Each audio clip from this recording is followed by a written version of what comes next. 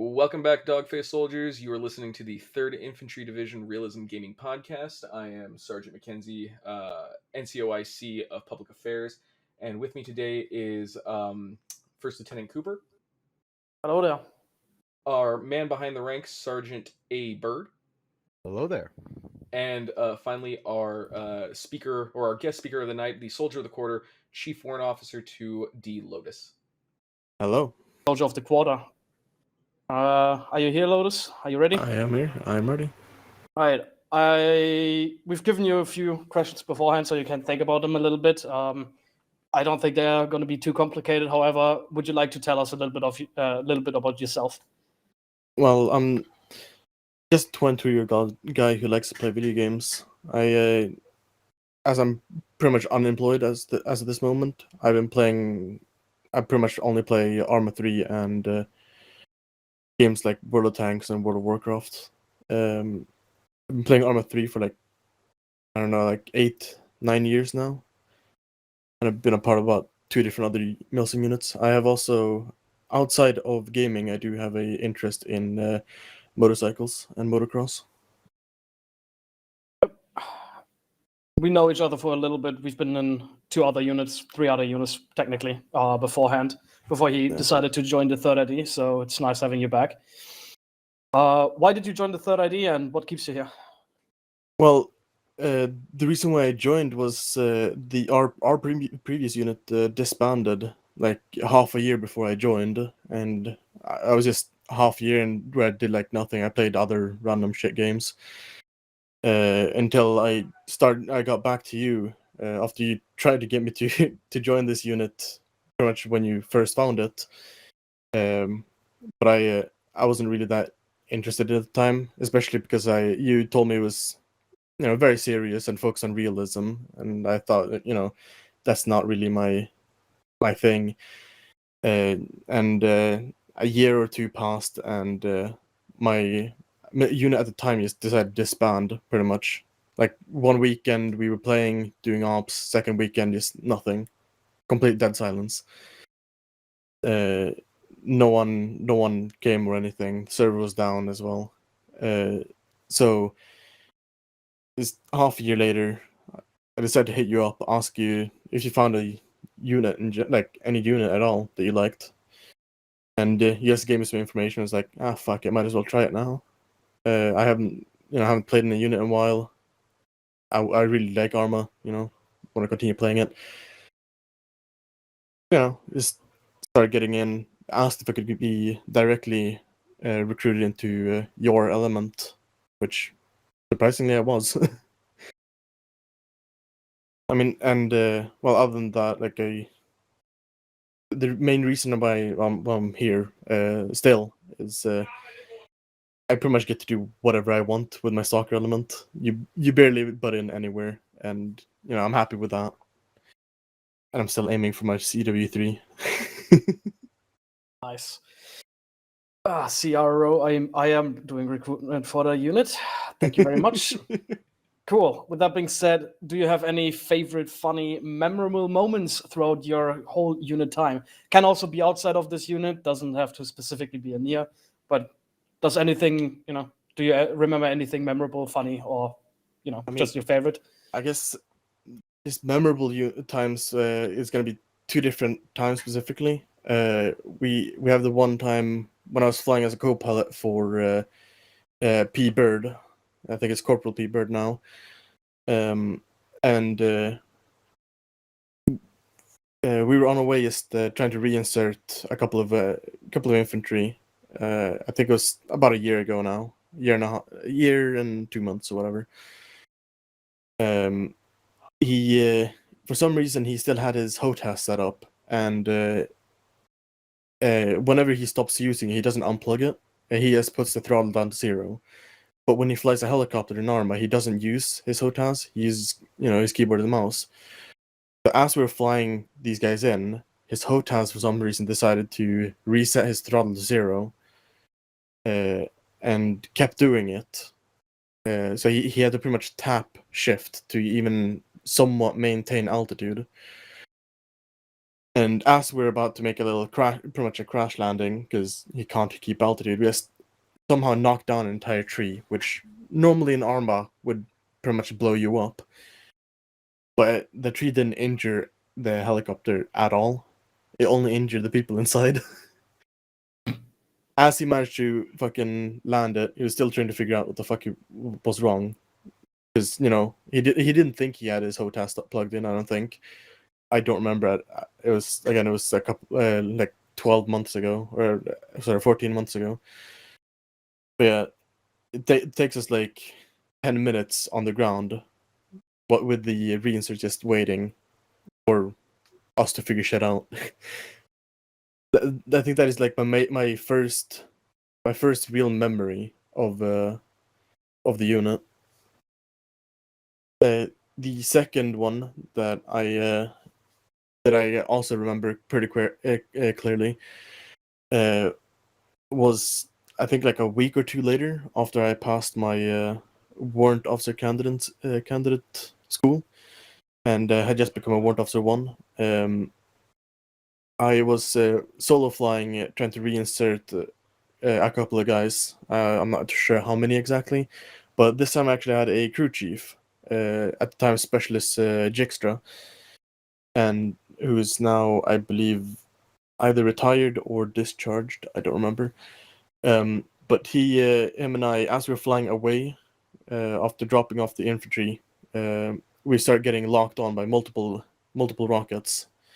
I managed to dodge, I think, 1 or 2 rockets before the third one hit us. Sadly, it hit us in the main rotor, causing us to go down. However, luckily for me, Jixtra survived our... Like, I managed to auto-rotate it, but I got knocked unconscious. Jixtra did not get knocked unconscious. He pulled me out, did some very quick medicing on me to basically just get me a heart rate, and luckily I hadn't been bleeding, so just get me a heart rate and I would wake up any second. And after he did that, he started engaging enemy squads. I think it was like a sized element, if I remember correctly, just approaching from the AOs, from the objectives, just running towards us. And the moment I wake up, I'm still hearing his shots, his gun fucking running.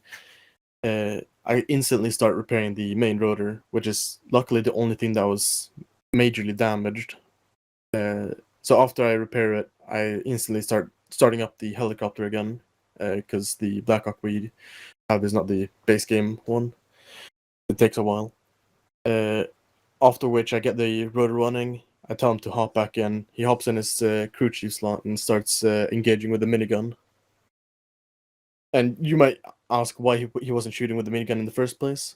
That was because we were in like a little dip, so he couldn't see with the minigun, and our tail was aimed towards the enemies, so he couldn't even look that way with the minigun, even if he had a line of sight. It was pretty cool. I'm pretty sure we both got medals from that, actually. I think I remember writing you something up for that, yeah. All right, with that being said, I'm going down to the next question, is what army value is the most important to you and why? But before we go into that, I'm just going to quickly remind the audience what the 7 core army values are. And McKenzie, you might need to correct me because everybody knows I'm a terrible officer. So I might forget. It's loyalty, duty, respect, selfless service, honor, integrity, and I think the last one was personal courage. Was it correct, McKenzie? That is correct. All right, manager, you know what to do. Promote me to captain. Anyways, with that being said, what is the most important of those to you and why? I would say it would have to be integrity for me. The reason why it's integrity is important is mostly because it forms the foundation of both trust and reliability. When someone has integrity, they tend to act consistently with their values, and like even when no one's watching, they just do the same thing.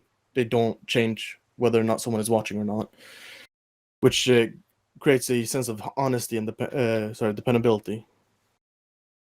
It allows for genuine relationships and personal accountability and a clear sense of purpose. I also specifically remember Fitzgerald's answer on this question as I read the post 3 months ago when Fitzgerald got his soldier recorder, which he also actually answered with integrity on the same question, which I completely agree with. And his specific answer was integrity is the most important value anyone could have. Being that person that anyone could come to and talk to about anything, whether it's about the unit or talk to about anything in the unit. And I personally would add, I could talk to anyone within the unit, or if it's personal problems, I don't mind. I really, I listen to people. I'm a good listener. I don't speak too much about other people. The only time I talk to people about stuff is if something very bad has happened. Then I need to tell at least someone that, hey, this guy, he's in a bad position, or something like that. We need to help him, whatever. But I only tell like one person if that ever happens. Sounds good. I'll be honest. I think I remember when I did when I got Soldier of the Quarter, I also said integrity for the same reasons. I think it's one of the things that most people think or feel like is the most important one, which I fully understand. With that being said, though, the second last question: what motivates you to keep pushing forward in this unit? Do you have any goals for the future within this unit? If you say Chief 3, I'm gonna deny that. Fuck. Well, that was my short-term goal. It was originally when I joined. Chief 3 was my long-term goal. However, I have a feeling, it'll happen pretty soon. So I set it as my short-term goal. But considering how I think it might happen quite soon, I should probably look elsewhere. When I think I want to start doing other shit, I should probably start with my long-term goal. As my short-term is probably gonna happen soon, a lot sooner than I think. My long-term goal would be, firstly, to become a great leader. I really want to, be a dependable person people can come and talk to. Great integrity. A great leader. And only after I've achieved that, I would like to test out some of the infantry roles in this unit, as I've never been in infantry. And maybe even get in a leadership position somewhere there. Who knows? Other than my personal goals, I really want to help my fellow pilots improve their piloting skills as much as I can, whether it's just flying faster, flying more technical, avoiding missiles, anything like that. I want my fellow pilots to improve in general. Sounds good. That's a good long-term goal, honestly. You're lucky that you have Dio to learn from. I wouldn't say I'm the best leader. I really don't think I am. However, I think I did teach you a little bit of good, so I hope that will help you in the future. With that being said, though, the last question for this segment: any valuable lessons you learned while being in this unit? Yeah, I have learned, two specific ones. One that I even remember the occasion, which first one is, even if you don't like a person, you should help them anyway. If they need help them. You might change your mind about them at some point. Like, your enemy might become your favorite fucking guy. Who knows? And also, always respect people and be nice to them. You never know where they are in life at the moment. They might be in a very low position at the moment. They might not be very well mentally. So always be nice to people. Don't be an asshole. Which, yes, I learned that in this unit. That's a very reasonable lesson you learned. And yes, that implies that I was an asshole in most other units I've been a part of. Well, yeah, makes sense though. We do have some special individuals here, like in any other units. I do feel though that people in this unit are somewhat nicer than the people I've met in other units. But yeah, that's besides the point. Yeah, 100%. Thanks for answering these questions. Again, they weren't too deep and fun, like profound, really. However, they just give a little bit of insight for the listeners about who you are and why you got this medal. Which for anybody who who is not part of the unit but is listening right now, the soldier of the quarter is essentially just, again, every quarter we pull a name out of a bucket of people that have been doing basically a job above and beyond of what they are usually required to do. So, for example, if you have some fire team leader who stepped up to be a squad leader and then subsequently got promoted to whatever, or for example, something that is very or what's something that is happening right now with Sergeant A. Byrd, who is currently here in this podcast. For example, if you're a squad leader and you take over a higher position without actually getting promoted for a long duration of time, you will get put into this bucket. So essentially, we try to award people this medal if they are not shitheads, but the opposite, if they actually do their job and even beyond that. So it's not really an easy medal to get because, one, you have to kind of show or be a little bit loud about what you're doing. They have people there in the past who have gotten this award are people who have had multiple demosses at the same time, who were not really in proper leadership positions. However, they, with their constant actions within the game and outside of the game, they kind of position themselves into be a somewhat of a leader, even though that's not really something that job description actually described. So that's basically the C-Staff's way of just, saying thank you to whoever gets this medal. With that being said, given how I'm the only C-Staff member on this podcast right now, Lotus, I say thank you for your ungodly service to this unit, and I do really think you deserve this award. Everybody else who was in the bucket for that one, I do think you deserve this award too. I'm not allowed to name any names. However, yeah, everybody deserves it, but we can only choose one. And Lotus, he just, he was a little bit above and beyond than the rest, which also, are top-notch people.